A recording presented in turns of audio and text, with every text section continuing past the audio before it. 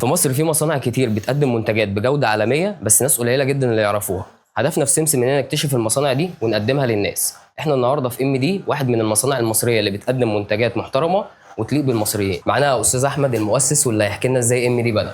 ازيك يا استاذ احمد؟ الحمد لله. انت عامل ايه؟ احكي لنا ازاي ام دي بدأ. والله ام دي بدات من حوالي 8 سنين.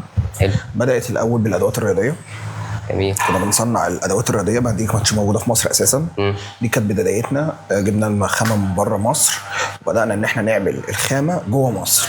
دي كانت بدايتنا خالص. دي ما كانتش موجوده نهائيا في مصر، واحنا اخترعنا حاجات فيها، واحنا اللي بدانا موضوع الادوات الرياضيه عامه.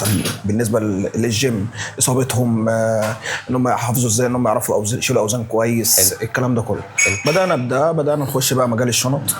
ابتدينا نجيب بنك ونجيب صناعيه بالزياده، ونبدا نشتغل من اول شنطه، من اول اصغر شنطه لحد ما الحمد لله وصلنا دلوقتي لحوالي 60 موديل ما شاء الله بالوانه الحمد لله. حلو. يعني احنا في ام دي احنا بنصنع شنط وبرده مستلزمات الجيم او مستلزمات الرياضيه بشكل عام، وجزم كوره كمان. طيب حلو. انتوا ازاي بتضمنوا الجوده؟ يعني ايه اللي بيحصل قبل ما المنتج يخرج للمستهلك النهائي؟ لازم يكون في يعني زي مدير جوده كده بيراقب على كل الشغل، من اول الشغل لحد اخره، من اول قص الشغل لحد اخر الشغل لما يبقى في كيس. حلو. بيحصل اختبارات طبعا للحاجات دي قبل ما بتطلع؟ طبعا. حلو جدا. طب ايه اكتر مرحله بتاخد اهتمام؟